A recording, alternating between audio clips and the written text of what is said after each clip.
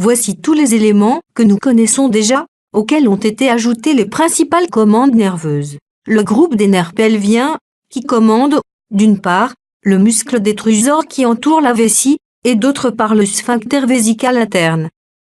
Le groupe des nerfs pudendaux, qui commande le sphincter vésical externe. Ces nerfs communiquent avec les centres de commande, situés au niveau du cerveau, via la moelle épinière.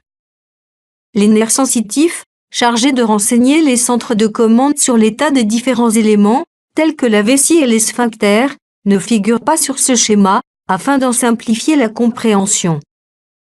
Voyons maintenant comment tout cela fonctionne, en commençant par les sphincters. L'action d'un sphincter est comparable à celle d'une vanne. Fermée, aucun fluide ne passe. Ouverte, le débit est maximal. Dans l'appareil urinaire, le fluide n'est autre que l'urine. Jusque-là, rien de sorcier. Robinet ouvert, égale miction. Robinet fermé, égale continence.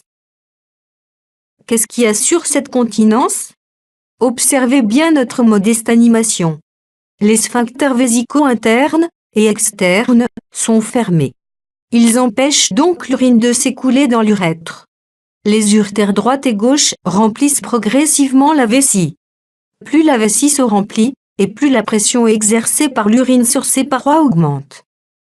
Cette information concernant la pression à l'intérieur de la vessie est envoyée et analysée aux centres situés au niveau du cerveau, lesquels réagissent en envoyant les ordres appropriés au sphincter. La clôture du sphincter vésical interne se fait en mode automatique, c'est-à-dire réflexe, tandis que celle du sphincter vésical externe est volontaire. Je me retiens. Si le cerveau désactive la clôture réflexe du sphincter vésical interne, seule la clôture volontaire du sphincter vésical externe subsiste, en dernier barrage, contre l'écoulement d'un flux urinaire. Si nous relâchons alors volontairement la contraction du sphincter vésical externe, il n'y a plus d'obstacle à l'écoulement des urines dans l'urètre. C'est le début de la miction. Mais cela ne suffit pas pour que cette miction puisse se faire correctement. En effet, la pesanteur n'exerce pas une pression suffisante pour assurer cette fonction. Il faut l'aide du muscle détrusor, qui, en se contractant, va augmenter la pression à l'intérieur de la vessie. Conclusion, une miction normale requiert simultanément le relâchement du sphincter vésical interne, le relâchement du sphincter vésical externe et la contraction du détrusor.